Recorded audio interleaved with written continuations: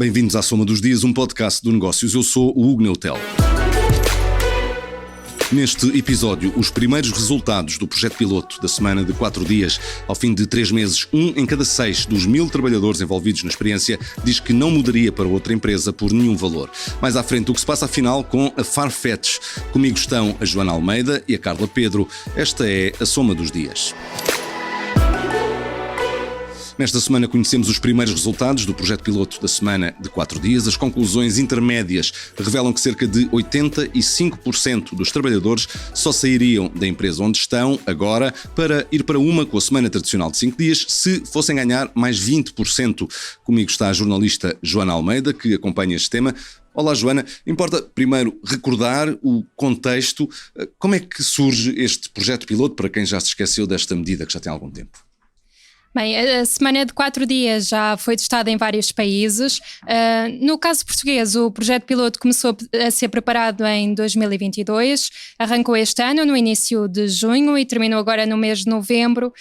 Estamos a falar de 41 empresas que experimentaram a semana de 4 dias. Inicialmente tinham sido 108 as empresas que manifestaram interesse em participar, mas só 41 é que avançaram efetivamente com este projeto piloto. Destas 41 que participaram, 21 delas não começaram o teste, aliás, em junho, e foram juntar-se a outras 20 que já tinham adotado a semana de 4 dias antes desta data. Ao todo estão abrangidos cerca de 1000 trabalhadores, havendo aqui uma predominância de mulheres com idades inferiores a 45 anos. Mais de 15% destas empresas são empresas das áreas de consultoria, atividades científicas e técnicas, mas houve uma grande diversidade em termos setoriais. Estamos a falar, por exemplo, de empresas como temos aqui o caso de um jardim de infância, um centro social, um centro de investigação e várias entidades do setor social e indústria, e neste caso a sexta-feira foi o dia livre que as empresas deram preferência, por se tratar precisamente de um dia mais morto, vamos lhe chamar assim, com menos solicitações de clientes e com mais cansaço acumulado. Vamos então às principais conclusões. Vamos dividir em duas partes, trabalhadores e empresas. Vamos começar pelas empresas. Quais foram as principais conclusões nesse domínio? As empresas partiram para esta experiência com a preocupação sobretudo de diminuir os níveis de stress dos trabalhadores e de facilitar a contratação de recursos humanos. Um aspecto positivo para as empresas que se verificou ao fim de 3 meses da implementação deste projeto piloto foi de facto que há ganhos em termos de retenção de talento. Como referiste na introdução, 14% dos trabalhadores admitiram mesmo que não mudariam para outra empresa por qualquer valor, não mudariam mesmo de todo para outra empresa onde tivessem que trabalhar 5 dias por semana. A esmagadora maioria só mudaria de empresa se de facto o seu salário subisse substancialmente. Estamos a falar de aumentos acima de 20%, portanto são bastante significativos.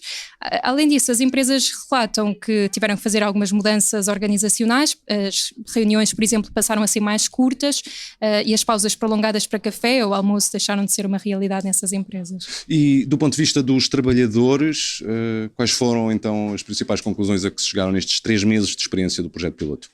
No caso dos trabalhadores, uma das principais conclusões tem precisamente a ver com a redução dos sintomas negativos a nível de saúde mental.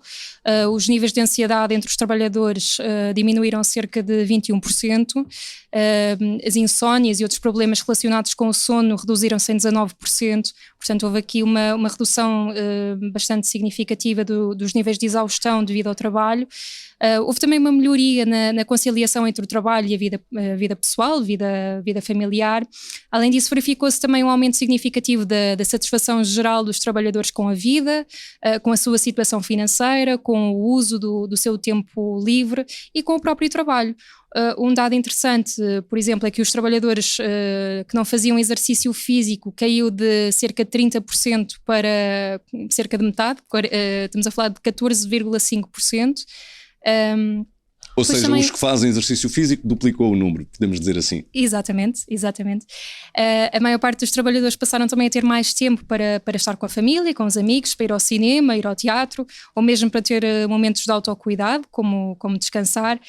E no que toca ao trabalho, os próprios trabalhadores admitem que melhoraram o seu desempenho com uma melhor execução dos projetos, uma melhor realização, uma melhor relação e angariação de clientes, e também um cumprimento mais adequado dos prazos.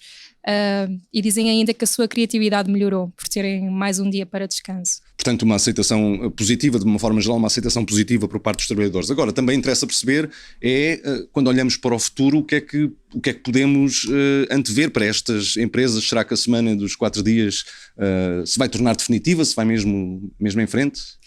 Estas são conclusões de um relatório intermédio deste projeto piloto da semana dos 4 dias. O relatório final só vai ser conhecido em abril do próximo ano. Na apresentação do relatório foi muito enfatizado que esta é uma medida com futuro e que deverá provavelmente tornar-se mais a regra do que a exceção. No entanto, apesar deste impacto grande na saúde mental dos trabalhadores, segundo um dos coordenadores do projeto piloto, o economista Pedro Gomes, é difícil avançar com uma imposição por legislação desta iniciativa. Devem sim ser encorajadas mais empresas a testarem este modelo da semana dos 4 dias. É certo que 95% das empresas que participaram avaliam de forma positiva a experiência. Joana Almeida e a semana dos 4 dias, e agora a Farfetch. Nova Iorque, setembro de 2018.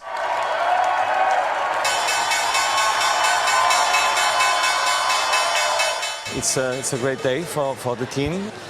The online is growing at 25% a year, and this represents over the next 10 years 100 billion plus opportunities just in online luxury.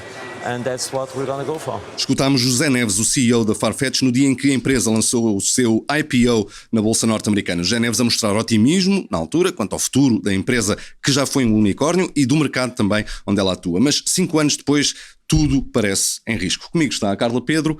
Carla, afinal, o que é que se passa com a Farfetch? A Farfetch surgiu há 15 anos como uma boa oportunidade para as grandes marcas do setor estarem numa montra global que interessava a todos, já que ganhavam escala, e o facto de não assumir o risco de ter inventário tornava o modelo bastante atrativo e captou muitos investidores.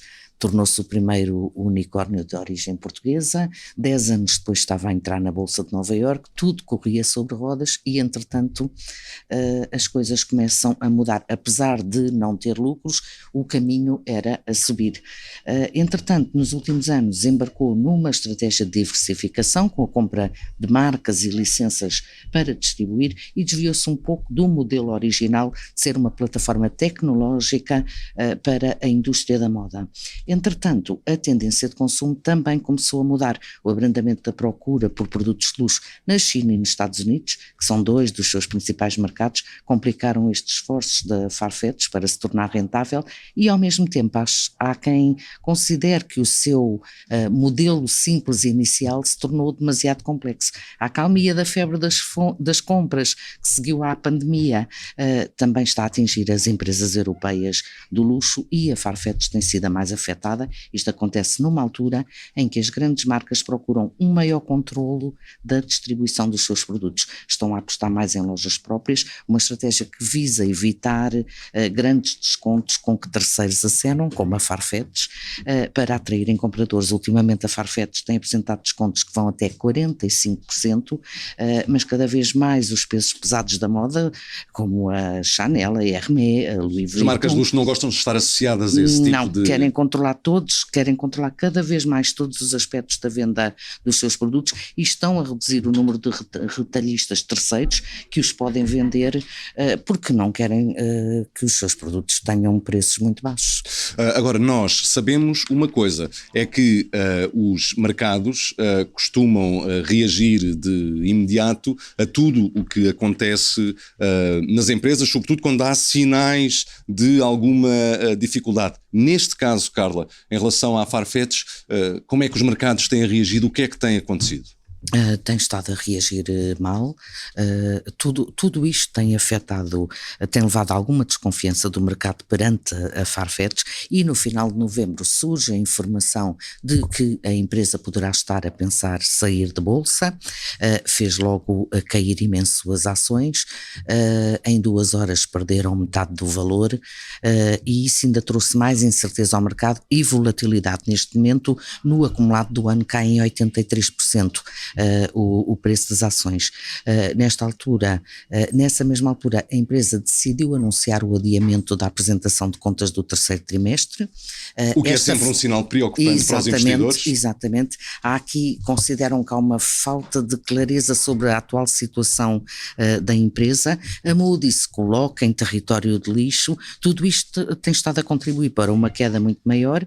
A capitalização bolsista hoje está em 260 milhões de euros. Na segunda-feira chegou a cair para 208 milhões e atualmente vale menos em bolsa do que qualquer uma das 16 cotadas do PSI. Do PSI, e estamos a falar de uma empresa que é cotada na Bolsa de Nova Iorque, e portanto é outro universo, outra dimensão. Cá estaremos para acompanhar os próximos capítulos desta novela da Farfetch. Obrigado, Carla Pedro, obrigado também, Joana Almeida. Assim terminamos este episódio da Soma dos Dias. Marcamos encontro para de hoje a 8, porque em todas as semanas há histórias para contar. Obrigado por ouvir. Até lá.